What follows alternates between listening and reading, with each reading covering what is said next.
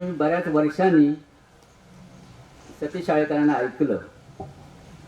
नाटकं मी त्यांची सगळीच बघितलेली आहेत. आता उद्या मी जेव्हा तुमच्यासमोर येईन तेव्हा काय बोलायचं बोलेन. बऱ्याच वर्षांनी म्हणजे खूप वर्षांनी ऐकलं. NCPA मध्ये त्यांच्या नाटकाचं रेकॉर्ड त्यावेळेला मी आळेकरांना प्रत्यक्ष नाटक वाचताना ऐकलं. त्याचं प्रत्यंतर उद्या तुम्हाला येणार आहे. मला फार उत्सुकता आहे, ते नवीन नाटक वाचणार आहे. तर त्या काळाच्या स्वार्थाकरता देखील मी इथे आलो. आणि नाटक हा माझा आस्थेचा विषय आहे. खरं तर मी कविता लिहिणारा माणूस आहे. कवींच्या गोतावळ्यात गेलो की ते म्हणतात तू नाटकवाला आहेस. नाटकवाल्यांच्या गोतावळ्यात आलो की ते म्हणतात तू कवी आहेस. त्यामुळे सगळीकडे मी असा या काळाचा जो विशेष आहे विखंडितता, तसा विखंडित माणूस आहे. या सत्राचा अध्यक्ष त्यांनी मला आता सांगितलं की तू बसायचं आहेस.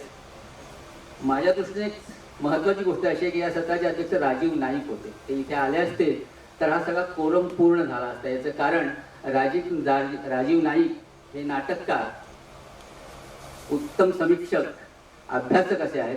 आणि त्यांच्या सगळ्याच कामाला एक वाङ्मयीन शिस्त असते, अकॅडमिक शिस्त असते. तशी शिस्त माझ्या व्यक्तिमत्वातही नाही आणि माझ्या कामातही नाही. तरी देखील मला या चर्चा सत्राच्या 2 सत्रांचा अध्यक्ष केलेला आहे. याबद्दल साहित्य अकादमीचे आणि शब्दालय प्रकाशाने मी आत्ताच आभार मानतो. आणखी एक चांगली गोष्ट अशी इथे आहे की माझ्या 2 बाजूला प्रत्यक्ष नाटक करणारे लोक बसलेले आहेत. त्याच्या स्वागत थोरातांची ओळख काल माझ्याबरोबर माझी कालच झाली. प्रत्यक्ष त्यांचं काम मला माहिती आहे. आणि ते कालपासून जे काय माझं पोते इतका सुसंस्कृत माणूस इतक्या वेगळ्या पद्धतीने माझं बोलत होता. त्यामुळे मला माझ्या ज्ञानात, माझ्या माहितीत भर पडत होती. सचिन शिंदेचे दिग्दर्शन मी पाहिलेलं आहे. अंडाभर चांदण्या पाहिल्या किंवा अगदी नेबुला, दोन्ही नाटकं मी पाहिलेली आहेत. आणि अत्यंत सेन्सिबल असं दिग्दर्शक आहे. 2 रंगकर्मी माझ्या बाजूला आहेत. मी रंगकर्मी आहे की नाही हे थोडंफार उद्या मी तुमच्याशी बोलेल. पण नाटक हा माझा आस्थेचा विषय आहे. मला उत्सुकता आहे की ही 2 मंडळी, तरुण मंडळी 90 नंतरच्या सादरीकरणाबद्दल काय बोलतायत. संहिता लेखनापेक्षा सादरीकरण हे नाटकवाली मंडळी, साधारणतः 175 सालानंतरची नाटकवाली मंडळी ही प्रामुख्याने असं सांगतात की नाटक हे प्रयोगात पूर्ण होतं आणि ते खरं आहे. त्यामुळे सादरीकरण हे फार महत्त्वाची गोष्ट आहे नाटकाची. आपल्याकडे मला माहिती आहे काही नाटकं अशी आहेत की ज्यांची जी साहित्यिक मूल्य त्यांचं मोठं आहे पण त्यांचे प्रयोग फार कमी झाले. रंगपांचाली काही नाटक जे आहे किंवा मर्ढेकरांचं बदकाचं गुपित हे नाटक आहे. ही दोन्ही नाटकं थिएटर अकॅडमीने नंतर केली जाते. एवढा काळ मध्ये जावा लागला म्हणजे कधी किती प्रयोगात ती पूर्ण झाली. म्हणून सादरीकरण हे नाटकाचं महत्त्वाचं असतं. हे यापैकी याच क्रमानं आपण जाऊ. सुरुवातीला मला वाटतं सचिन शिंदेनी आपलं विवेचन करावं. साधारणतः 15-20 मिनिटात हे विवेचन करावं. कारण थोरातांना देखील ते प्रात्यक्षिकरण सादरीकरण करणार आहेत. असं ते अशी विभागणी आपण करूया. आणि मला वाटतं सचिन तू पहिल्यांदा बोल. धन्यवाद. ते नाटककार, निखळ 90 नंतरचे नाटककार आणि दिग्दर्शक हे वेगवेगळ्या प्रकारचे प्रयोग आजही करतायत. हे सिद्ध करता येतं. इथे एक समोर दिग्दर्शक बसलेला आहे, त्याला मी ओळखतो, गिरीश पत्के. त्यांनी चंप्र देशपांडे म्हणजे जे आळेकर आणि एलकुंचवारांच्या जवळचे समकालीन नाटककार आहेत अशा नाटकाची वेगळ्या प्रकारची वैचारिक स्वरूपाची नाटकं, वेगळी नाटकं, बुद्धिबळ झब्बू आहे, डावेदार आहे, स्वतः सचिनने 2 जी नाटकं केली आहेत ती अशी वेगळे प्रयोग करणारी नाटकं आहेत. आज या चर्चा सत्रामध्ये धर्मकीर्ती सुमंत तिथे उपस्थित राहिला असता तर मला आणखी जास्त आनंद झाला असता. याचं कारण असं आहे की खऱ्या अर्थानं 90 नंतरची सेन्सिबिलिटी आपल्या नाटककार विचारात घ्यायचा असेल तर 2 नाटकातले उद्या मी तुमच्याजवळ काय माझं मनोगत व्यक्त त्या बोलणारच आहे. ते म्हणजे ते आशुतोष पाटील आणि धर्मकीर्ती सुमंत आणि दत्ता पाटील अशी 3 नाटकांची खऱ्या अर्थानं 90 नंतरची सेन्सिबिलिटी व्यक्त करणारे नाटककार आहेत. आशुतोष पाटील, आशुतोष पोतदारांचा तो कवी पण आहे. दुसरी गोष्ट अशी की लेखक मिळत नाहीत, नाटककार मिळत नाहीत अशी खंत करण्याचंही कारण नाही. गेली 6 वर्ष, आता 2 वर्ष कोरोनाच्या काळामध्ये त्या स्पर्धा बंद झाल्या. लोकांकिका नावाची एक स्पर्धा महाराष्ट्रभर होते, लोकसत्ता घेते. 2 वर्ष राज्य मराठी विकास संस्थेने साहित्य आणि नाटक यांच्या अनुबंधाची स्पर्धा घेतली. योगायोगाचा भाग किंवा मी थोडासा नाटकवाला असल्यामुळे मला 6 वर्ष त्यांनी परीक्षेत ठेवलं होतं आणि त्यानिमित्तानं मी सगळ्या एकांकिका 6 वर्षातल्या पाहिल्या. आणि माझा अनुभव असा आहे की मुंबई पुण्याच्या बाहेरचे लेखक हे अत्यंत तयार लेखक आहेत. त्याचं कारण सांगतो. मी नाटककार की मी मुंबईचं प्रॉडक्ट आहे पण मला राजकीय सामाजिक अशी पार्श्वभूमी माझ्या भोवती सगळं घडत असताना देखील मी आत्मकेंद्रित माणूस आहे, नाटककार आहे, लेखक आहे, कवी आहे, त्यामुळे ती पार्श्वभूमी मला नाही, जरी त्या वातावरणात मी राहत असू दे. पण तुम्ही मुंबई पुण्याच्या कवी लेखकाकडे गेलात, आमच्या संतोष पद्माकर पवारकडे तुम्ही गेलात, तर तुमच्या लक्षात असेल की संपूर्ण राजकीय सेन्सिबिलिटी असलेले हे लेखक आहेत आणि सांस्कृतिक सेन्सिबिलिटी असलेले लेखक. तुम्ही वेगळा काळ जो येतो, ज्या काळाचा वारंवार उल्लेख केला जातो, जागतिकीकरण, अशा काळाचा प्रभाव असलेले लेखक आहेत. हे कवी लेखक नाटककार हे अति समृद्ध लेखक आहेत. आता सादरीकरण जे आहे, आपला विषय सादरीकरण हा विषय या चर्चासत्राचा, या सत्राचा, त्यामुळे सादरीकरण किती वेगवेगळ्या पद्धती करतात तर करतात. एक अनुभव सांगतो की अण्णाभाऊंच्या स्मशानातले सोने या कथेचं नाट्य रूपांतर मराठवाडा विद्यापीठातल्या एका समर्थ दिग्दर्शकाने केलं होतं. त्या ताकदीचा प्रयोग केला होता की आम्ही समोर बसलो जे होतो ते थक्क झालो होतो. असाच प्रयोग दुसरा मी मराठवाड्याच्या औरंगाबादच्या विद्यापीठात पाहिला, पण तो प्राथमिक फेरीचा परीक्षक मिळाला. मी आणि डॉक्टर अनिल बांदिवडेकर होतो. त्याच्यामध्ये दिग्दर्शकाचं नाव गजमल, त्यांनीच बसवलं होतं ते. आणि त्यांनी अण्णाभाऊंच्या दुसऱ्या एका कथेवर एकांकिका केली होती आणि ती संपूर्ण एकांकिका आम्ही मुंबईला पाठवली. तिसरा प्रयोग, नवे लेखक नवे दिग्दर्शक काय करतायत.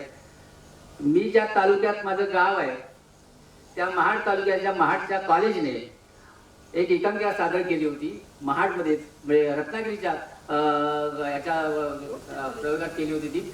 आणि एकांकिकेचा विषय काय होता तर एक खेळ ती मुलं खेळत आहेत आणि 15 ऑगस्ट त्या दिवशी त्यांना तो कार्यक्रम करायचा. तिथलेच त्या दिग्दर्शकांनी बसवले. कॉलेजमध्ये प्राध्यापक कॉलेज ते प्राध्यापक हे मुळात उत्तर महाराष्ट्रातले होते आणि तो खेळ आम्हालाही नव्हतो कारण नवीन होता. ज्या ऊर्जेने त्यांनी ती एकांकिका केली होती, त्याचं नाव त्या खेळाचं नाव आहे ते मला आता आठवत नाही, त्या ऊर्जेने जी एकांकिका केली होती की तो प्रयोग त्याला तर आम्ही अंतिम फेरीला पाठवलं.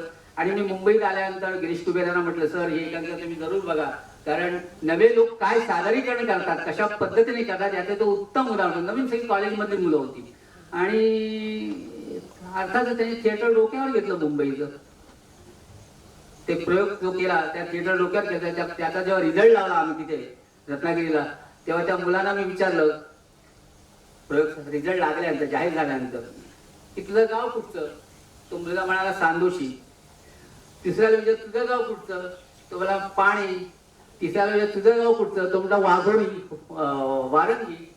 मी त्यांना हळूच सांगितलं तुमचा परीक्षक जो आहे यातला 2 परीक्षा तो तुमच्या गावाकडचाच आहे. पण मला माहिती नव्हतं की त्यांची गावं माझ्या गावाच्या इतकी जवळ, इतकी आठ, म्हणजे त्यात कसलीही सुविधा नाही. आज सुद्धा ST ते प्रवास महाडला जावा तर महाडवरून तसा तो प्रवास करावा.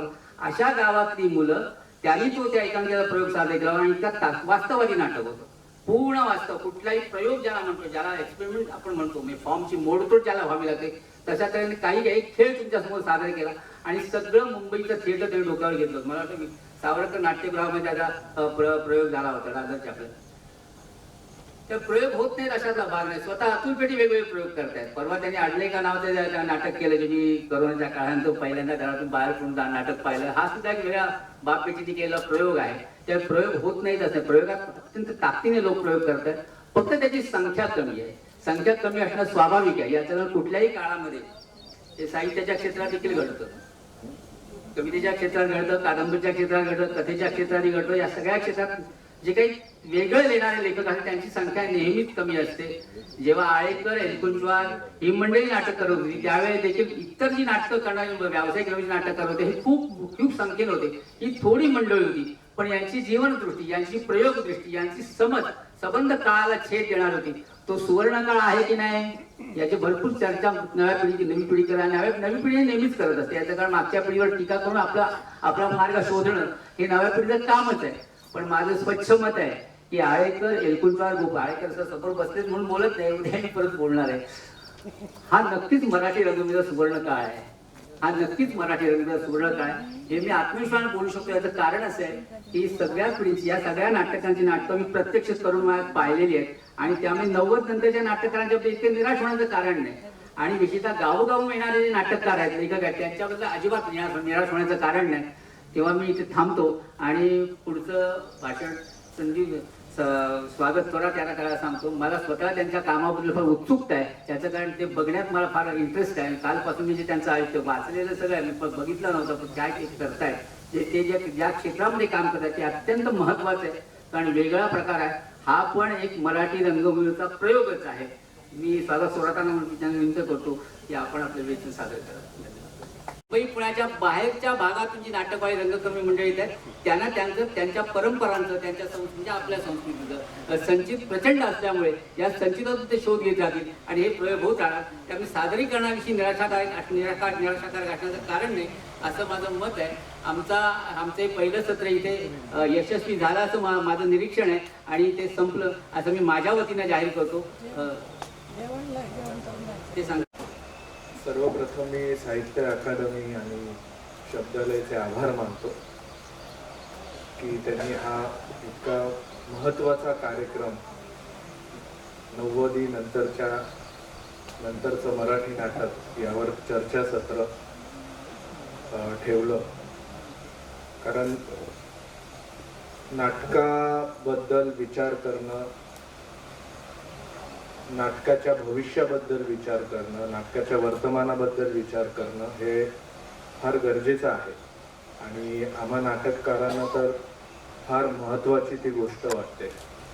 खरं तर मी इथे आलो होतो आळेकर सरांची ओळख होईल, भोळे सरांची ओळख होईल या हेतूने आणि सकाळपासून माझा प्रयत्न चालू होता की आळेकर सरांना भेटू, भोळे सरांना भेटू आणि अचानक त्यांच्यासमोर उभं राहून बोलायला लागतंय. त्यामुळे माहित नाही मी काय बोलेल, परंतु उत्स्फूर्तपणे बोलेल आणि जे बोलेल ते प्रामाणिकपणे बोलेल. 5 मिनिटापूर्वी मला कळालं की तुला बोलायचंय. प्राजक्तचे आजोबा आजारी असल्यामुळे त्याला यायला उशीर होईल, त्यामुळे त्याच्या जागी आज मी उभा आहे. तर मी विचार असा केला की मी माझ्या आयुष्याबद्दल बोलतो. कारण 90 सालीच माझा खरं तर जन्म झालाय रंगभूमीवर.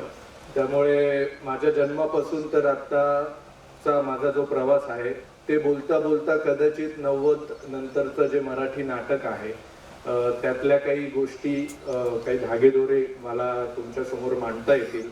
आमच्या पिढीचे काही प्रश्न आहेत ते तुमच्या समोर मांडता येतील. त्यामुळे मी माझ्या आयुष्याबद्दल थोडंसं बोलतो. मी माझ्या ज्या गावात राहतो, ज्या गावातनं मी नाटकाला सुरुवात केली त्या गावाबद्दल बोलतो, तिथल्या नाटकाच्या पार्श्वभूमीबद्दल बोलतो आणि त्यातनं आपण 90 नंतरचं मराठी नाटक आज 2012 साली कुठल्या अवस्थेत आहे आणि त्याच्या समोरचे काय प्रश्न आहेत त्याचा जरासा विचार करू आणि कदाचित ते अजून पुढे कसं नेता येईल त्यासाठी आपण सर्वांनी मिळून काय प्रयत्न करता येत आहेत का त्याबद्दल थोडं बोलू. तर 90 नंतर खऱ्या अर्थाने नाटक काय असतं, नाटक म्हणजे काय, आपण नाटक का करतोय, आपल्याला ते का आवडतंय, याची सुरुवात झाली. त्याचं प्रमुख कारण होतं अतुल पेठे यांनी प्रयोग परिवार ही संस्था नाशिकमध्ये सुरू केली आणि आम्हाला नाटकाकडे बघण्याचं, नाटक करण्याचं गांभीर्य हळूहळू कळत गेलं आणि या सगळ्याचं आत्ता मी जे काही इथे उभा आहे त्याचं सर्व श्रेय अतुल पेठेला जातं. आणि अतुल पेठेंनी मग आम्हाला म्हणजे आजपर्यंत फोर्ड फाउंडेशनच्या काही आम्हाला शिष्यवृत्त्या कुठल्या मिळालेल्या नाहीयेत, परंतु आमच्यासाठी त्या काळात ज्या शिष्यवृत्त्या होत्या त्यांचाच आम्ही उपयोग करून, त्यांचंच बोट धरून, त्यांच्याच नाटकावर उभे राहून आज इथपर्यंतचा प्रवास केलाय. 3 महत्वाची नावं घेऊन मी सुरुवात करतो. ती म्हणजे सतीश आळेकर, महेश एलकुंचवार, विजय तेंडुलकर, प्रेमानंद गजवी यांची नाटकं करण्याची सवय आणि आवड त्या काळी निर्माण झाली आणि मग त्यांच्या नाटकातनंच जीवनातले मूल्य, नाटकातले मूल्य शोधत शोधत नाटकातली गंभीरता आम्हाला कळाली. त्यामुळे आळेकर सरांनी त्यांच्या भाषणात 90 पर्यंतचा काळ आपल्याला सांगितला. मी पुढे जाणार नाही कारण हा सगळं नाटक, मराठी नाटक जे उभं आहे त्याचे हे 4 महत्वाचे पिलर आहे असं मी मानतो. आळेकर, एलकुंचवार, तेंडुलकर आणि गजवी सर. कारण यांना टाळून आपल्याला मराठी नाटक समजूनही घेता येणार नाही आणि करताही येणार नाही. परंतु 90 नंतरची काय परिस्थिती आहे, तर नाशिकमध्ये प्रयोग परिवार सुरू झाला आणि अतुल सारखा एक माणूस एका शहरात आला. त्यांनी एक गांभीर्याने नाटक करण्यासाठी काही तरुण मुलं गोळा केले आणि त्यांच्यासोबत नाटक केलं. त्यामुळे आज एक शहर नाटकासाठी जे काय आहे ते समृद्ध झालं. त्याचं सारं श्रेय परत अतुल पेठेला जातं, कारण तिथून त्यांनी जी तरुण पिढीला ओढून नाटक करण्याची, नाटक बघण्याची, नाटक समजून घेण्याची जी आवड लावली, त्याच्यात त्याचं फार महत्वाचं योगदान आहे. राज्य नाट्य स्पर्धेनी या सगळ्या याच्यात फार महत्वाचं भरीव काम जरी केलेलं असेल, तरी नंतर नंतर आम्हाला असं वाटायला लागलं की आज राज्य नाट्य स्पर्धेच्याच भोवती अनेक शहरं अडकून पडलेली आहेत. म्हणजे दरवर्षी राज्य नाट्य स्पर्धा येते आणि त्यात नाटक करते, असा एक मोठा नाटक करणारा वर्ग आजही अस्तित्वात आहे आणि तेव्हाही होता.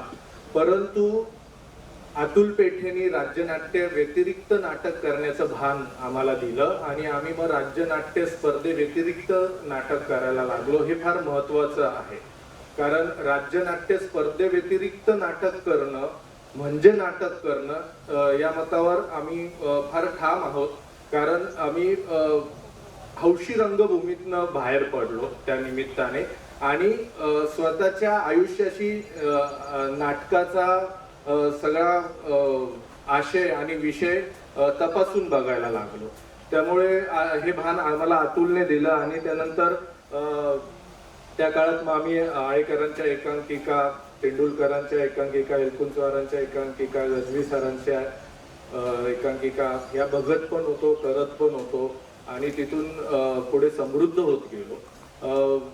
2000 पर्यंत नाटक समजून घेणं, नाटक करणं यातच आमचा सगळा कालखंड गेला आणि नाटक बघणं, मला वाटतं 90 आणि 2000, 90 ते 2000 पर्यंत इतकं छान नाटक होत होतं आणि एक नाटकाचा चांगला दर्जा होता. खूप नाटकं बघायला मिळाली, खूप लोकांना भेटायला मिळालं. मी सत्यदेव दुबेंचे त्यावेळेला एक वर्कशॉप करायचं भाग्य मला मिळालं आणि त्यावेळेला आम्ही फक्त नाटक करत होतो. पण 2000 नंतर प्रामुख्याने पुन्हा एक असं लक्षात यायला लागलं की याच्यात पण जातीयवाद, वर्गवाद फार मोठ्या प्रमाणावर आहे आणि केवळ नशिबाने अतुल पेठे सारखा जो विकास झालेला माणूस होता, जो जातीयवादाच्या, वर्गवादाच्या फार पुढे निघून गेलेला होता, त्याच्यामुळे आम्हाला पण थोडंसं भान मिळालं.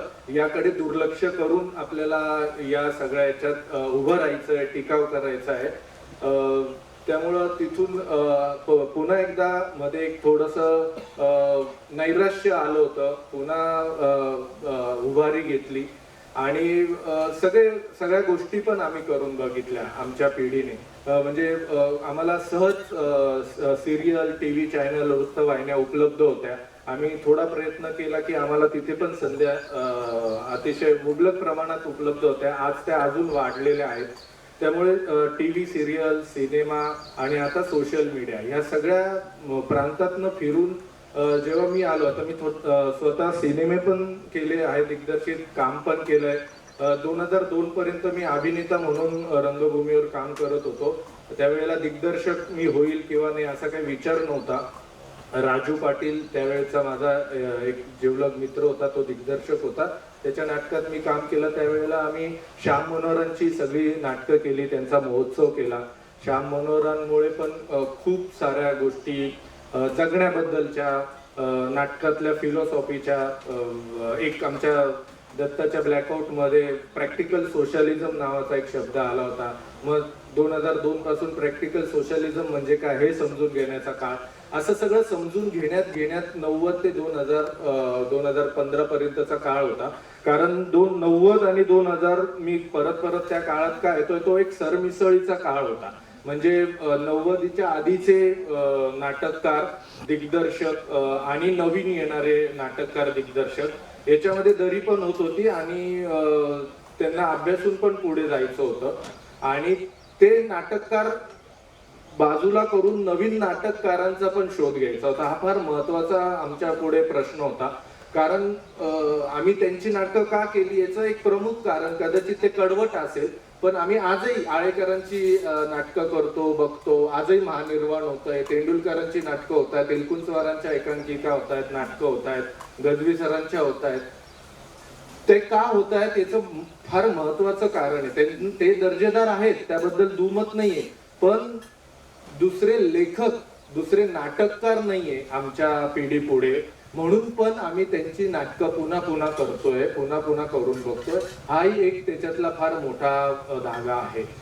कारण त्यांची नावं मराठी रंगभूमी म्हटलं की आळेकर, एलकुंचवार, तेंडुलकर अशी नावं चटकन कोणाच्याही तोंडात येतात, पण त्यानंतर असे काही नावं नाही आहेत की ती पटकन तोंडात येतील.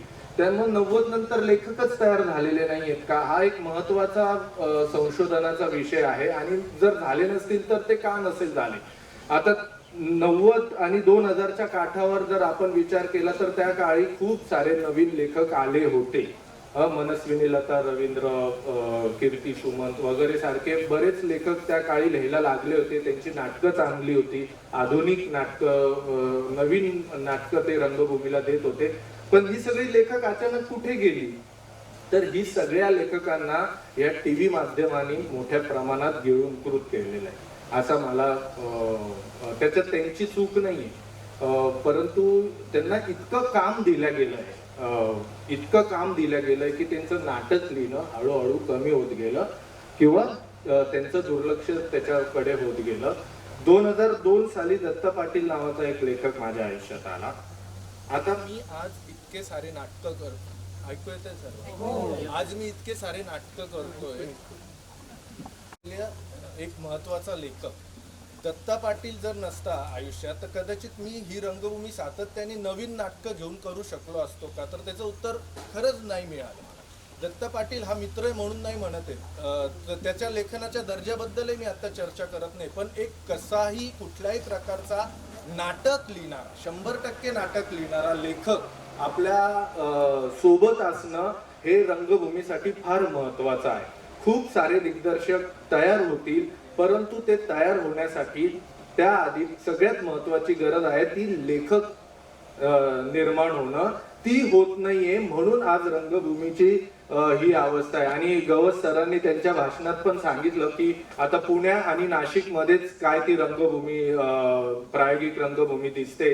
त्याचं कारण असं आहे की पुण्यात आणि नाशिक मध्येच आज जी काही नवीन लेखक आहेत ते लेखक लिहित आहेत. त्यामुळे आपण रसिकांना दोष द्यायचा का, आपण सोशल मीडियाला दोष द्यायचा का, आपण चित्रपट माध्यमांना दोष द्यायचा का, तर मला वाटतं हा सगळा विचार करता नाटक लिहिणारे नाटककार नवीन तयार होत नाहीये.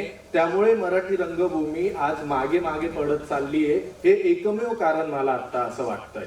त्याच्या मागे दुसरं कुठलंही कारण नाहीये. चांगलं नाटक असेल तर लोक नक्की बघायला येतात. आता करोनामध्ये आपल्याला एक खूप भीती होती की आता करोना नंतर तर सगळ्यांना social media, web series, OTT platform याची इतकी सवय लागली, पण आता रंगभूमीकडे लोक वळतील का? नाशिकमध्ये कोणीही नवीन नाटककारांनी पण एखादी एकांकिका केली तर त्याचा प्रयोग हाऊसफुल असतो. कालही 2 संस्कृत नाटकांच्या 2 एकांकिकेचे बसायला प्रयोग झाले, हाऊसफुल होते, लोकांना बसायला जागा नव्हती. त्यामुळे परिस्थिती चांगली आहे. चांगलं नाटक दिलं तर लोक येतात. पुनश्च हनीमून नावाचंही नाटक आता चांगलं चाललंय. अतुलचं आडलंय का नाटक चांगलं चाललंय. नवीन नाटकं आली तर लोक बघतात, पण हाच सगळ्यात महत्वाचा गंभीर विषय आहे की नाटककार नाहीये.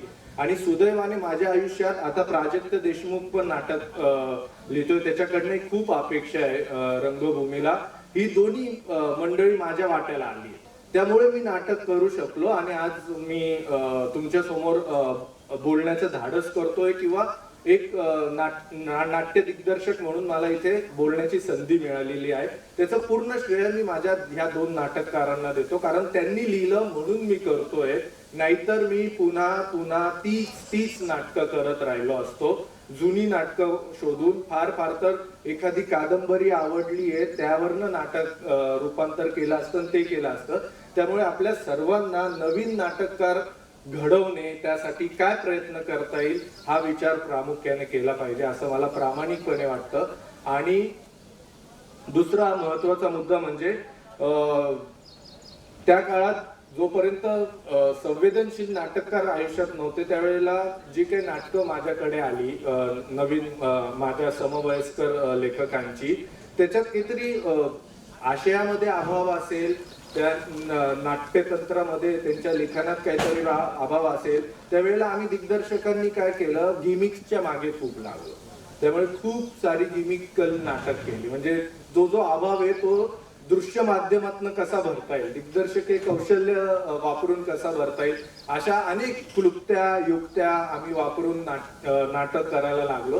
पण मग जसजसं हंडाभर चांदण्या केलं, नेब्युला केलं, गडीवरच्या पोरी केलं, प्राजक्तचं मून विदाउट स्काय केलं, त्यानंतर जेव्हा मला नाटककारांनी नाटकं द्यायला सुरुवात केली आणि ती चांगल्या दर्जाची होती, त्यावेळेला गिमिक्स हळूहळू कमी होऊन एक संवेदनशील नाटक, एक चांगलं नाटक, एक परिपूर्ण नाटक असं मी या मराठी रंगभूमीवर सादर करू शकलो. हा त्या मागचा एक महत्वाचा विषय. एक मी अतुल पेठेंनी संपादित केलेलं एक उद्याचा मराठवाडा नावाचं एक साप्ताहिक होतं. त्याच्यात एक लेख मी आत्ताच मागच्या 1-2 महिन्यापूर्वी लिहिला होता, तो वाचून दाखवतो आणि त्या निमित्ताने काही अजून बोलता येतंय का तो प्रयत्न करतो. कारण कोरोना काळानंतर नाटक यावर ते सगळा लेख होता आणि तो बऱ्यापैकी विचार करून लिहिलेला असल्यामुळे मला तो इथे वाचून दाखवासा वाटतोय. सोनेरी झळाळीच्या मुकुटाखाली दडल्यात नव्या रंगभाषायुक्त रंगभूमीच्या शक्यता. उपलब्ध नाट्यगृहांना साजेसं नाटक करण्याच्या परंपरेत आपण अनेक वर्ष अडकलो आहोत. नाटकाला साजेसं नाट्यगृह ही रंगभूमी निर्माण मात्र करू शकलेली नाही. रंगमंचाची नवी परिभाषा हे काही नवे नाही. मुळात आपल्या लोकपरंपरेने, लोककलेने रंगमंचीय परिभाषा हजारो वर्षांपूर्वीच निर्माण करून ती जोपासली. गावाकडचा बोहाडा एकाच गल्लीत होत असे. सर्व नाचणारी, गाणारी, वाजवणारी, रामायणातील सोंग पात्र रात्रभर रामायण जगायची. एरवी मातीच्या फुफुट्याने दिवसभर पडून राहिलेला तो रस्ता रात्री गॅस बत्तीच्या उजेडात रंगमंच भासू लागायचा. गल्लीचं पलीकडचं टोक अयोध्या, दंडकारण्य आणि अलीकडचं टोक लंका भासू लागायचं आणि गल्लीचा मध्य हा युद्धभूमी.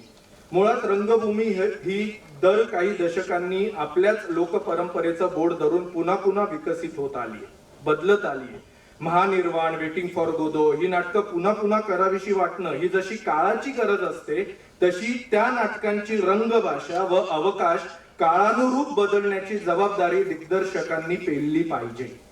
आता आपल्याला नाटकाला साजेशी रंगभूमी निर्माण करायचीच झाली तर सोसायटीच्या गच्चीच्या जागा, गेटवे कम्युनिटीच्या जागा, कॉलेज कॅम्पस, पारावर पार्किंगच्या जागा, मंदिरासमोरील सभामंडप, मैदानं इत्यादी जागांचा वापर करावा लागेल.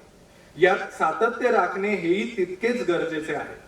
नवरंगमंचीय अवकाश शोधू पाहण्याची धडपड नवे दिग्दर्शक करताना दिसतात, हे समाधान. मुळात ही रंगमंचीय चौकट तोडण्याच्या कामाला लेखकांपासून सुरुवात व्हायला हवी. कारण दिग्दर्शकांना लेखकांनी कमालीचं बांधून ठेवलेलं आहे. पारंपरिक रंगमंचीय चौकट डोक्यात ठेवूनच लेखक देखील त्यानुसार नाटकं लिहिताना दिसतात. मराठी रंगभूमी ही आशय प्रधान आहे, परंतु त्यामुळेच ती लेखक प्रधान झाली आहे. मराठी रंग आणि लेखक प्रधान झाल्यामुळेच आज मराठी रंगभूमीची ही अवस्था आहे. जोपर्यंत मराठी रंगभूमीला लेखक मिळत नाही तोपर्यंत मराठी रंगभूमीवर नाटक होणार नाही. त्यामुळे प्रेक्षकांना आपण सतत दोष देतोय, प्रेक्षकांचा खरंच दोष नाही. प्रेक्षकांना दर्जेदार नाटक कोणी सांगितलं की हे नाटक तुम्ही बघा, माउथ पब्लिसिटीवर सुद्धा त्या नाटकाचे एका गावात 10-15 प्रयोग होतात असा माझा अनुभव आहे. कारण गडीवरच्या पोरी, हंडाभर चांदण्याची काही जाहिरात न करता, कुठली फेलोशिप न घेता, माझे कुठे काही संबंध नसताना आमचे 50-60 च्या वर त्याचे प्रयोग झालेले आहेत. त्यामुळे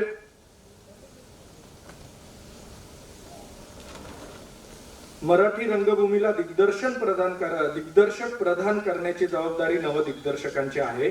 आशय कणखर असेल तर त्याचे निर्मिती मूल्यही तितकेच दणकट असायला हवे. प्रयोग होत नाहीत असे नाही, पण शक्यता पडताळून पाहण्याची हिंमत काही मोजक्याच नाट्यकर्मींनी केलेली आढळते. खरं तर आता कोविडोत्तर काळात रंगभूमीकडे नव्याने बघण्याची गरज आहे. सध्या मी काय करतो तर उपलब्ध साधन सामुग्रीनुसार आशय समोर ठेवून कॅमेराप्रमाणे आजूबाजूच्या गोष्टी फेड आउट करतो. बाकीच्या गोष्टी तितक्याच महत्वाच्या आणि परिणामकारक असून मला त्या रंगमंचावर आणता येत नाहीये, कारण माझ्याकडे मला हवं असलेलं इन्फ्रास्ट्रक्चर उपलब्ध नसल्यामुळे मी या तडजोडीवर आलेलो आहे. प्रकाश योजनेला प्रतिभा लागत नाही, नेपथ्याला प्रतिभा लागत नाही. या तांत्रिक अंगाचीही एक वेगळी लिखित स्क्रिप्ट स्टोरी बोर्ड होऊ शकतो ना, पण मी ते आता करीत नाही, कारण मी आता घाबरतो हे सगळं मला माझ्या शहरात उपलब्ध होईल का म्हणून. जसजशी शहरं मोठी होत चालली आहेत तस तसा माझ्यातला कल्पना विस्तार गुदमरायला लागलाय. आता मी नाटक करताना केवळ 50-100 प्रेक्षकांचाच विचार करायला लागलो. आशय, तंत्रज्ञान, प्रेक्षक यांची सांगड घालून दिग्दर्शकाला नाटकाचा विचार करावा लागतो. यापैकी कोणतीही एक बाजू कमकुवत झाली की दिग्दर्शक कॉम्प्रोमाइज करायला लागतो. प्रायोगिक नाटक कमी खर्चातलं, कमी जागेतलं, कमी प्रेक्षक असा समज ठाम झालाय. का असं? प्रायोगिक नाटक भव्य असू शकत नाही. 2000 प्रेक्षकांसमोर प्रायोगिक नाटक होऊ शकत नाही. जमत नसेल तर प्रायोगिक नाटक या विचारांपर्यंत आपण आलो आहोत. उपलब्ध साधन सामुग्री या व्याख्येशी प्रायोगिक ही संज्ञा आपण जोडून टाकली नाही ना. प्रायोगिकची व्याख्या ही उपलब्ध साधन सामुग्रीचा भाग नाही हे सिद्ध करण्याची वेळ आता आम्हा दिग्दर्शकांवर आली आहे. व्यावसायिक नाटक हे बघण्यासाठी असतं, प्रायोगिक नाटक कलाकार मंडळी स्वांत सुखाय म्हणून करतात असा समज प्रेक्षकांचा झालेला आहे. प्रेक्षकांना व्यावसायिक आणि प्रायोगिक नाटकात विभागणाऱ्या निर्मात्यांनी आणि नाटकासाठी काम करणाऱ्या संस्थांनीही आपली जबाबदारी ओळखली पाहिजे. नवी रंगभाषा कशी असेल? खर्च कमी करणारी की खर्च वाढवणारी? प्रेक्षकाभिमुख की प्रेक्षकांना खेचून आणावं लागणार? नवीन लेखक घडविणे असो किंवा दिग्दर्शक म्हणून मला जे जे दिसतं, जे जे सजवायचं असतं ते कुठे अवेलेबल आहे? भव्य नाटक मोठ्या शहरात होऊ शकतात. नाटकातली तीच भव्यता मी माझ्या गावात कशी आणू? ज्यावेळी मी नाशिक आणि परिसराचा विचार करतो त्यावेळी काय येतं डोळ्यापुढे? हौशी पातळीवर वर्षानुवर्ष चाललेल्या भाबड्या स्पर्धा, भाबडे प्रयत्न या पलीकडे काही दिसत नाही. जागतिक चित्रपट मात्र माझ्या या शहरापर्यंत लगेच पोहोचतो. बदललेल्या तंत्रज्ञानाची, बदललेल्या आशयाची कलाकृती सर्वदूर पाहता येते. मात्र बदललेलं नाटक मला माझ्या गावात पाहता येत नाही. तशा सुविधा इथे नाहीत, त्यासाठी कोणी प्रयत्नशील नाही. आंतरराष्ट्रीय महोत्सव, समकालीन महोत्सव या शहरात कधी झालेले नाहीत. विविध नाटकांचे प्रयोग आणि महोत्सव सातत्याने या ठिकाणी व्हायला पाहिजेत. बाहेर काय चाललंय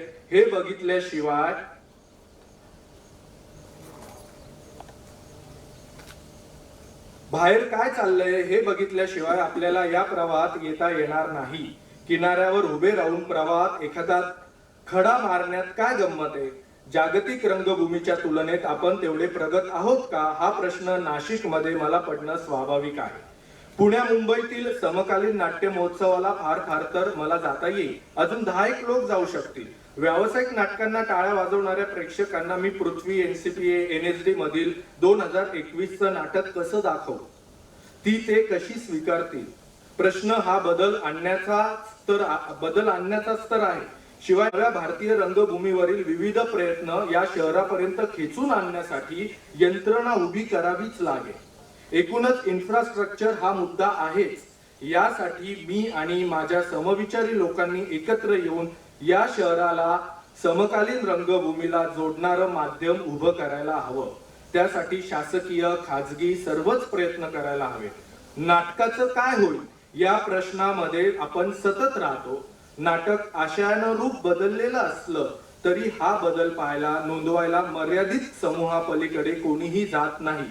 किंवा या बदलासह आलेल्या कलाकृती माझ्या शहरापर्यंत न पोचल्याने माझ्या शहराला मराठी नाटक असे म्हटले की चटकन अजूनही नटसम्राट, रायगडाला जेव्हा जाग येते, संगीत संशय कल्लोळ, लेकुरे अशी नाटकं तोंडात येतात.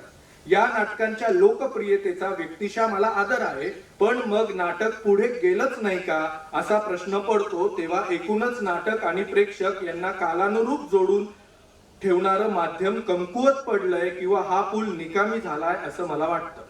मला माझ्या शहरात नव्या संकल्पनेचं नाटक उभं करायचं आहे, अनंत अडचणींवर मात करून करायचं आहे. हा पूल उभा करण्यासाठी समविचारींनी एकत्र उभं राहायला पाहिजे. नाटक आणि प्रेक्षक यात संवादाचा भक्कम पूल मी उभा करू शकतो का, हा माझा चिंतनाचा विषय आहे. मर्यादित साधन सामुग्री, खर्च, व्यवस्थापन या भूमिकेसह दिग्दर्शनाची जबाबदारी पेलण्याचं कसबही आता आत्मसात करावं लागेल. नाशिकच्या गोदाकाठी, मंदिराच्या प्रांगणात, काळारामाच्या अंगणात, पांडवलेणीच्या गुहेत, घाटाच्या पायऱ्यांवर, सोसायट्यांच्या पार्कमध्ये नाटक उभं करण्याच्या शक्यतांचा मला मागोवा घेत राहायला पाहिजे. सध्या आपण कमालीच्या करमणूक प्रदान तंत्रज्ञान युक्त युगात जगत आहोत. समाज माध्यमांनी यात कमालीची भर घातली आहे. आपल्याला ज्या क्षणी जे हवं आहे ते 24 तास सतत उपलब्ध असल्यामुळे कमालीची शिथिलता येऊ लागलेली आहे. परंतु यात आशादायी चित्र असं आहे की त्याला भावणारं समकालीन नाटक पाहायचं असेल तर मात्र त्याला ती जागा सोडून नाट्यगृहांपर्यंत यावंच लागेल. त्यातल्या त्यात हे समाधानकारक चित्र आहे. अशा वेळेला दिग्दर्शक म्हणून माझी जबाबदारी खूप वाढते की या जंजाळातून बाहेर येऊन मानवी मूल्यांनी युक्त असलेल्या या रंगभूमीला अनुभवण्यासाठी या प्रेक्षकाने सतत उत्सुक राहावं. याकरिता मला नव्या रंगभाषेचा, नव्या अवकाशाचा आणि या सर्वांनी युक्त असलेल्या नव्या नाटकाचा गांभीर्याने सतत विचार करावा लागेल. जसं प्लेग नंतर नाटक बदलत गेलं, जसं नाटक दैवीकरणाकडून मानवीकरणाकडे आलं, तसंच आता करोना नंतर नाटकाच्या विषयात, आशयात, रंगभाषेत, निर्मिती मूल्यांमध्ये मोठ्या प्रमाणावर परिवर्तन आणण्याचाच हा काळ आहे. त्यासाठी मराठी रंगभूमीच्या कथित समृद्धीचे, सुवर्ण झळाळीचे गळ्यात अडकवण्यात आलेले लोढणे बाजूला फेकून पूर्वापार समाजाचे, प्रायोगिकतेच्या कथित संघर्षाचे समज अहंकार नाहीसे करून पूर्ण रित होऊन नव्याने शोधायला सुरुवात करणं गरजेचं आहे. त्यासाठीचा सर्वात पूरक असलेला तो हाच काळ. धन्यवाद. रंगधर्मी माझा बोलण्याचा पहिलाच प्रयत्न आहे, त्यामुळे काही चुका झाल्या तर क्षमस्व. 90 नंतरचं नाटकांचं सादरीकरण हा विषय मला दिलेला आहे. नाटकाच्या सादरीकरणाबाबत प्रामुख्याने लेखन या विषयावर बरीच चर्चा झाली, उल्लेख झाला. पण प्रयोगाचं सादरीकरण आणि ते सादरीकरण करण्यासाठी आवश्यक असणारे सगळे घटक याच्यावर फारसं बोललं गेलेलं नाहीये. तर सगळेच रंगधर्मी आहे, त्यामुळे त्याचा खुलासेवर उल्लेख करण्याची इथे मला आवश्यकता वाटत नाही. परंतु त्यातला एक महत्वाचा घटक जो आहे नाटक सादरीकरणामधला, तो म्हणजे नाटकातला कलाकार, आणि त्या दृष्टीने मी आता बोलणार आहे. आतापर्यंत लेखकांचे नाट्य महोत्सव झालेले आहेत. आता नुकताच एका दिग्दर्शकाचे त्याच्या नाटकाचा महोत्सव झाला. पण नाटकातील कलाकार याच्याबद्दल मी थोडंसं बोलतोय.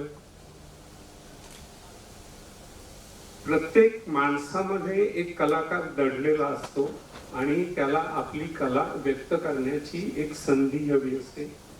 ती सगळ्यांनाच मिळते असं नाही. ज्यांना ती संधी मिळते, ती दिशा मिळते, ते कलाकार होतात आणि ती दिशा मिळाल्यानंतर स्वतःच्या प्रत्येकाच्या कुवतीनुसार, आकलनानुसार आणि प्रयत्नानुसार प्रत्येक कलाकार ह्या रंगभूमीवर स्वतःचं एक स्थान निर्माण करत असतो.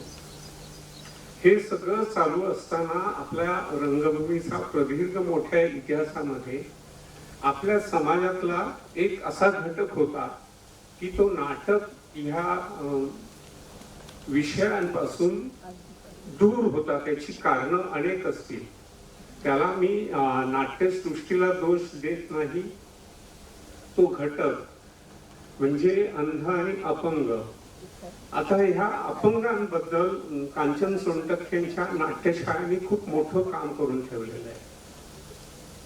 पुण्याच्या राणी पारसनीसांनी त्या काळामध्ये 90च्या नंतर कर्णबधीर आणि मूक मुलांची नाटकं बसवलेली आहेत. हा इतिहास फार थोड्या जणांना माहिती आहे, कारण त्या विषयावर फार बोललं गेलं नाही, लिहिलं गेलं नाही. त्यातलाच एक घटक अंध व्यक्ती. तर त्या अंध व्यक्तींना घेऊन मी काही नाटकं बसवल्यापेक्षा नाटकं आम्ही उभी केली. तर तो प्रवास मी तुम्हाला आता सांगणार आहे. त्या प्रवासाची सुरुवात झाली 90 नंतरच, त्यामुळे त्या विषयाला धरूनच हा विषय होत असल्यामुळे मी तो विषय मांडतोय. त्यापूर्वी साहित्य अकादमीला आणि शब्दालय प्रकाशनाला मी इथे मला बोलण्याची संधी दिली, याबद्दल मी त्यांचे ऋण व्यक्त करतो. आणि सुरुवात करतो, मी खूप काही लिहून आणलं होतं, पण त्यातले बरेचसे मुद्दे आधीच्या वक्त्यांच्या बोलण्यामध्ये आलेले आहेत, त्यामुळे ते मी बाजूला ठेवतो आणि थोडस उत्स्फूर्त व्यक्त होतो. ह्याची सुरुवात जी झाली ती साधारणपणे 2 ऑगस्ट 1997 साली. 2 ऑगस्ट 1997 संध्याकाळ, स्थळ पुण्यातील भरतनाट्य मंदिर. एखाद्या लोकप्रिय नाट्यप्रयोगाला असावी अशी प्रेक्षकांची गर्दी होती. निमित्त होतेच राज्य पातळीवरील खुल्या महापौर करंडक एकांकिका स्पर्धेचे. स्वातंत्र्याच्या सुवर्ण महोत्सवानिमित्त पुण्याच्या तत्कालीन महापौर वंदना चव्हाण यांनी राज्यस्तरीय खुल्या महापौर करंडक स्पर्धा आयोजित केल्या होत्या. रात्री 8 वाजता प्रसिद्ध अभिनेते प्रशांत दामले यांच्या हस्ते स्पर्धेचा शुभारंभ झाला. भाषणांचा औपचारिक कार्यक्रम संपला आणि स्पर्धेतील पहिल्या एकांकिकेची 3री घंटा झाली. मी पडद्यामागून निवेदन सुरू केले. सुस्वागतम सुस्वागतम. रंगदेवता आणि प्रेक्षकांना विनम्र अभिवादन करून पुणे अंधशाळा मुलींची कोथरूड आणि पुणे अंधशाळा मुलांची कोरेगाव पार्क सहर्ष सादर करीत आहे स्वातंत्र्याची यशोगाथा, संकल्पना, लेखन आणि दिग्दर्शन. स्वागतपूर्व. रसिक प्रेक्षक हो, आज आपण जागतिक रंगभूमीच्या इतिहासातील एका ऐतिहासिक नाट्यप्रयोगाचे साक्षीदार ठरणार आहोत. जगाच्या इतिहासात प्रथमच 88 अंध कलाकार नाटकात काम करत आहेत.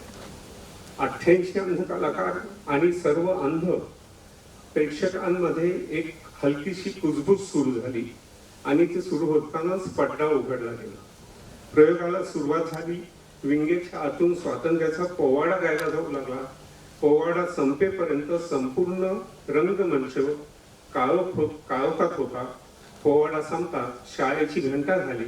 रंगमंचावर हळूहळू उजेड येऊ लागला. 4-5 शाळकरी मुली रंगमंचावर येऊन बसल्या. त्यांचे आपसात बोलणं सुरू झालं. बाई वर्गात आल्या. स्वातंत्र्याचा सुवर्ण महोत्सव कसा साजरा करावा या विषयावर चर्चा सुरू झाली. स्वातंत्र्याचा लढा सांगणारे नाटक सादर करायचं असं एकमताने ठरलं आणि सर्व लगबगीने उठून नाटकाच्या तयारीसाठी विंगेत निघून गेल्या. कार्यक्रमाचा दिवस उजाडला. नाटकातील नाटक सुरू झालं. रंगमंचावर उजव्या कोपऱ्यात एक वयोवृद्ध गृहस्थ व्हायोलिन वाजत बसलेले.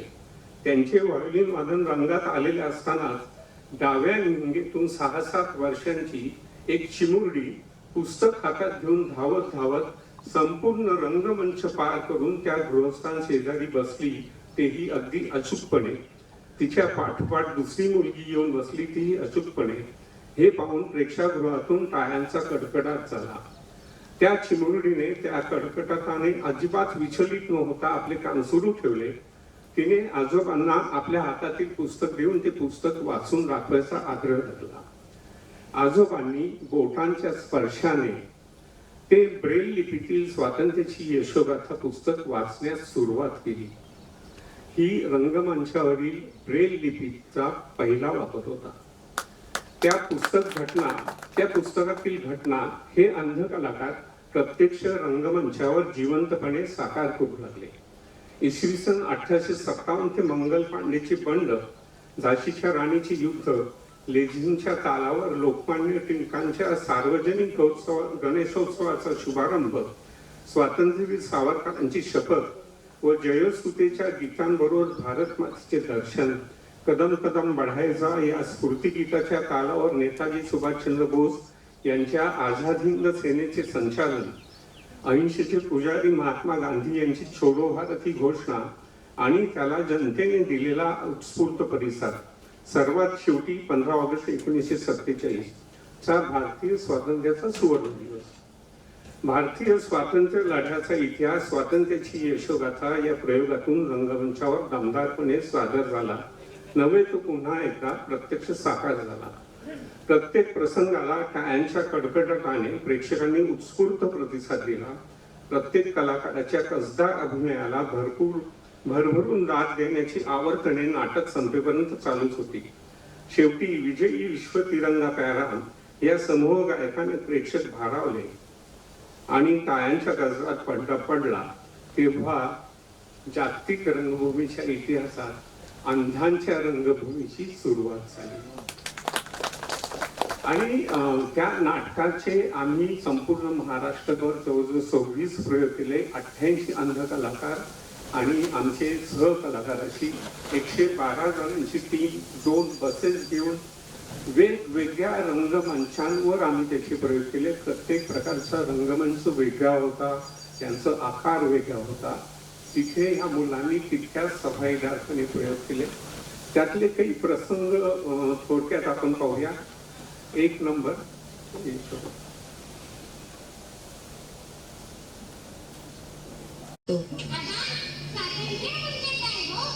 स्वातंत्र्य म्हणजे राष्ट्राचा प्राण.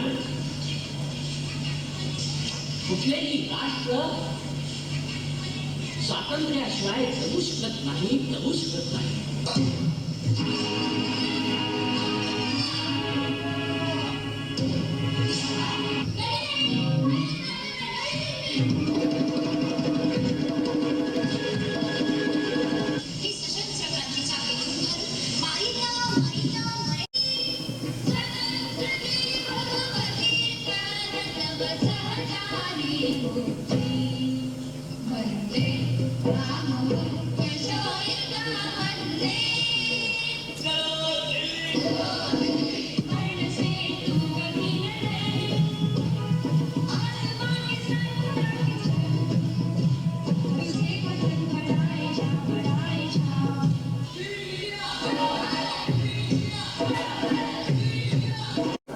For me, it was very unexpected. I'm amazed at what these children did. You know, they're all blind, and the way they moved on the stage and the way they acted, it was superlative.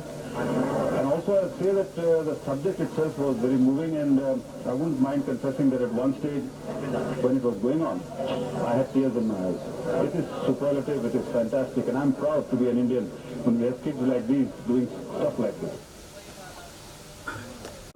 पुण्यातील कलाकार घेऊन केलं होतं. पुण्यातील 2 अंधशाळांमध्ये 2000 साली मुंबईतल्या 44 अंध कलाकारांना घेऊन पुलंचं 3 पैशाचा तमाशा हे नाटक व्यावसायिक पद्धतीने आम्ही केलं. इतक्या व्यावसायिक पद्धतीने त्याचे सगळे प्रयोग केले. त्यांना व्यावसायिक कलाकारांना मिळतं तसं पाकिटही दिलं जायचं. याच्याशिवाय व्यावसायिक नाटकांना तारखा मिळवण्यासाठी ज्या अडचणी येतात त्या अडचणींनाही आम्ही सामोरं गेलो. जे रंगभूमीवर वेगळं काही होत नाही असं म्हणणारे प्रतिष्ठित निर्माते सुद्धा त्यांच्या नाटकांच्या नको असणाऱ्या तारखा, की आज चतुर्थी आहे मग आपला प्रयोग आज होणार नाही तर ती तारीख स्वागतला द्या. आज क्रिकेटची मॅच आहे, आज प्रेक्षक येणार नाही, ती तारीख स्वागतला द्या. अशा तारखा त्यांनी मला दिल्या आणि आम्ही प्रयोग केले. पण त्या तारखा त्यांनी मला फुकट दिल्या नव्हत्या. त्या तारखांना सुद्धा त्यांनी 3-3 हजार 5-5 हजार रुपये 2000 साली ऑन घेतले होते. म्हणजे इतक्या व्यावसायिक पद्धतीने आम्ही 3 पैशाच्या तमाशाचे प्रयोग केले. ते जगातलं सगळेच्या सगळे अंध कलाकार असलेलं पहिलं व्यावसायिक नाटक ठरलं. याचा खराच मराठी रंगभूमीला अभिमान वाटत होते. तर त्या नाटकातले काही आपण प्रसंग पाहू. 2 नंबर. अहो 3 पैशाचा तमाशा हात येते नाणी अहो ह्या नाण्याचे मालक 17 या नाण्याचे मालक 17 अन भांडा भांडी रंगीन पैशाचं काय म्हणणं आहे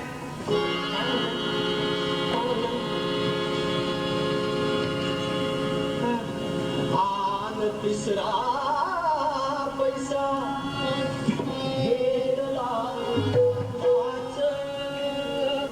चालली बाबा तेव्हा भैजी महाराज आम्हालाही आशीर्वाद द्यावा काय अरे बाबा ऑफिसातली कामं ऑफिसात देवळात ये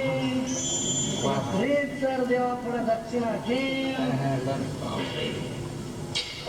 मग तीर्थ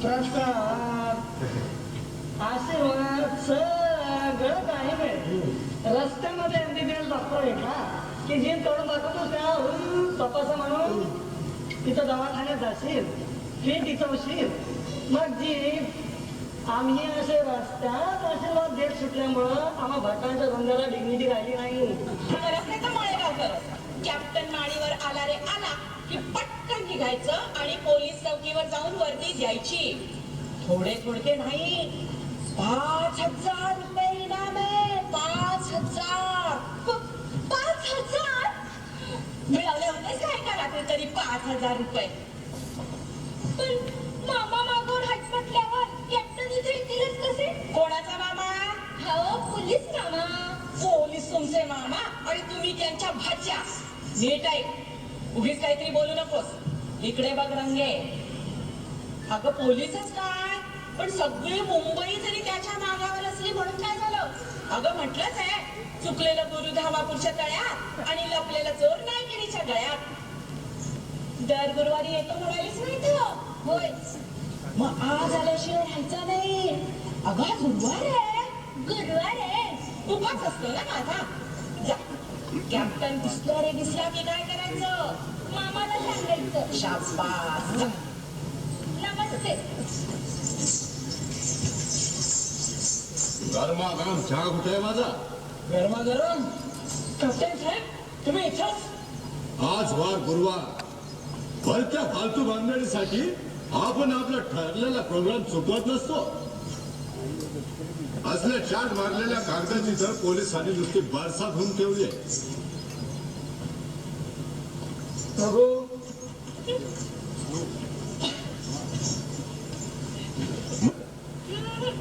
इष्टेच नाही मग काय ते सांग ना काय आहे सांग ना फॉरेनची सफर सफर बिफर काही नाही काय आहे सांग आपल्याला खरं भविष्य ऐकायचं नाही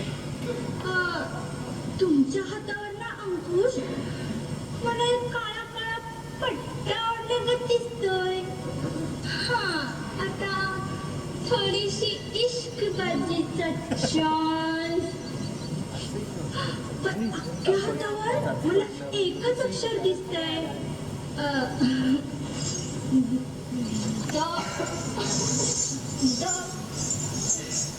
म्हणजे दगाबाजी बाईच्या हातून दगाबाजी हो ह्या रंगू तळेगावकरणीच्या डोळ्यासमोर फक्त एकच दिसतंय कॅप्टनचा सूर अख्ख्या पुरुष जातीचा सूर तेव्हा पब्लिकचं ध्यान देऊन पाहू की रंगू आपल्या मनात काय बोलून राहिले ते नीट ऐकू येईल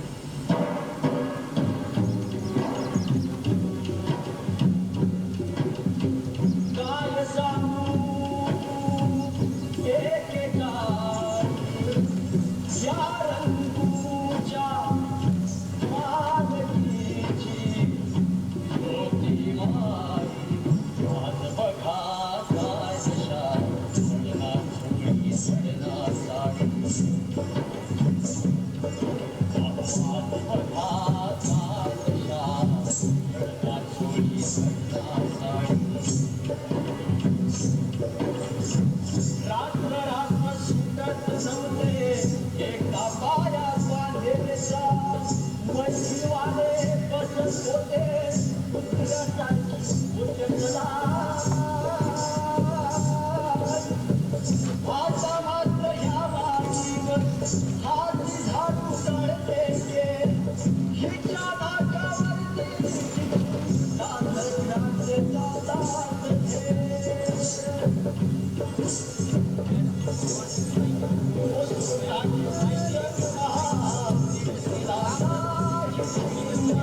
अहो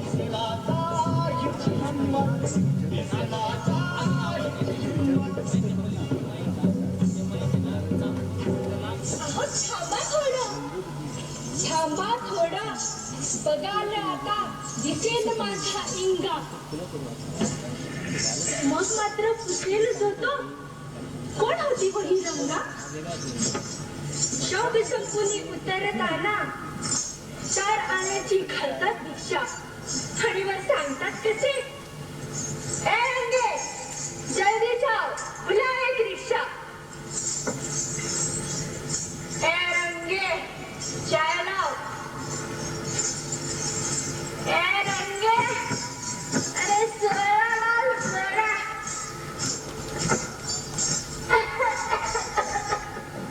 ए रंगे हाटेला जाओ, जल्दी लाओ पाव मिश्रे. अब गए रंगे दशावी सर. अहो हसतय काय असे, हसणाऱ्यांचे उगीच दिसतील दात. नीट बघा, नागिन आता टक्के कशीच निकाल. कुठे चालले रंगे? रंगी पसरला जाते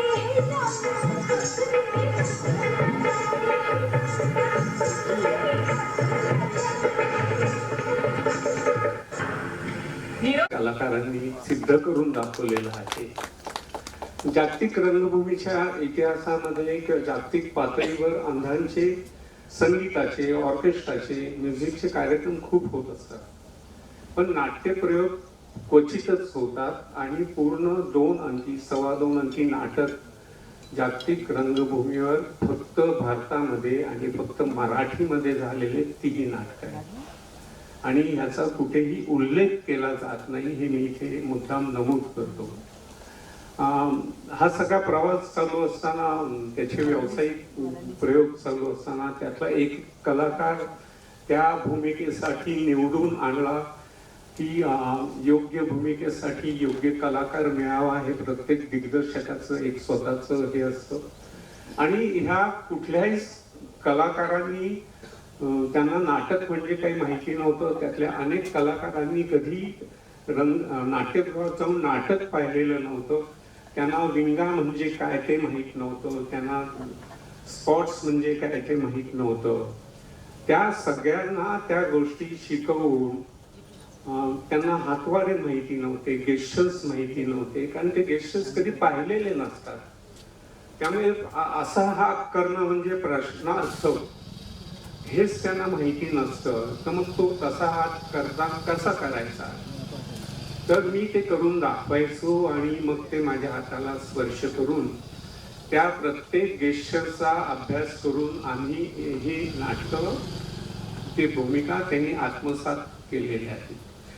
बरं, मी त्यांना करून दाखवण्यात अर्थ नव्हता, कारण त्यांना ते पाहता येणार नव्हतं. तर त्यामुळे एक दिग्दर्शनाची वेगळी शैली मी तयार केली आणि त्यातून ही नाटकं उभी राहिली. त्यांना काही गोष्टी समजावून सांगून, काही गोष्टी ते मला स्पर्श करून शिकून, अशा पद्धतीने मेघदूत जेव्हा मी केलं, अपूर्व मेघदूत, तर त्या मेघदूतमध्ये एक प्रसंग असा होता की मला त्या कलाकाराला मी सांगितलं की आता ह्या वाक्यानंतर तू कुशीवर झोप. तर तो कलाकार मला म्हणाला, सर कुशीवर झोपणं म्हणजे काय? अद्वैत मराठी, आळेकर सरांना माहिती आहे तो. नंतर बोलतो तू, झालं की हो. तर मी त्याला सांगितलं की ह्या वाक्यानंतर तुला कुशीवर झोपायचं आहे. तो म्हणाला, सर कुशीवर झोपणं म्हणजे काय? म्हणाल तुला माहित नाही? तो म्हणाला नाही. मग मी तिथेच प्रॅक्टिस हॉलमध्ये पूर्ण झोपलो कुशीवर. मग त्यांनी माझ्या संपूर्ण शरीरावर हात फिरवला. मी कसा झोपलोय ते पाहिलं आणि मग तो तसा झोपला. तो म्हणाला, असं का सर? म्हणालो, हो असंच. आणि म्हणाल, चल आता प्रॅक्टिस सुरू करू, त्या वाक्याला ये आणि मग तू झोप. तो म्हणाला, 10 मिनिटं असं झोपू का सर मी? म्हणालो, काय रे? तो म्हणाला, मी असं कधी झोपलोच नव्हतं, खूप छान वाटते मला. तो कायम असा किंवा पालथा झोपायचा, कारण त्यांनी कुशीवर झोपलेलं कोणाला पाहिलेलंच नव्हतं. असे अनेक किस्से प्रसंग, एका कलाकाराला मी म्हणालो की तुला आता इथं दुःख व्यक्त करायचंय, पूर्ण अंध जन्मापासूनचा तो कलाकार मला म्हणाला तेच तर कळत नाही, नुसतं दुःख म्हणजे काय हेच मला माहिती नाही. म्हणजे आपण इतक्या छोट्या छोट्या गोष्टींकरता दुःखांचा भाऊ करत असतो आणि तो पूर्ण अंध कलाकार मला म्हणत होता सर दुःख म्हणजे काय मला हे माहितीच नाही. मग आता त्याला दुःख कसं समजावून सांगायचं? म्हणजे मी हालचाली, शारीरिक हालचाली समजावून सांगणं गोष्ट वेगळी होत्या, त्या सोप्या गोष्टी होत्या, त्या मी करून दाखवून तो करून हे करतो. पण सादरीकरण करताना ते भाव आले पाहिजेत ना. मग मी त्याला विचारलं की तुला कधी आयुष्यात असं खूप वाईट कधी वाटलं का? तो म्हणाला हो, माझे आजोबा गेले ना तेव्हा खूप वाईट वाटलं मला. म्हणलं अरे तेच दुःख आहे. म्हणजे अशा अनेक गोष्टींचा हे करून हे नाटक आम्ही उभे करत आलेलो आहे. अपूर्व मेघदूत मधले काही प्रसंग पाहू. ह्या सगळ्या नाटकांमध्ये हळूहळू तंत्रज्ञान वगैरे यांचा वापर सादरीकरणाच्या दृष्टिकोनातून कसा वाढत गेला तेही तुमच्या लक्षात येईल. 3 नंबर अपूर्व मेघदूत.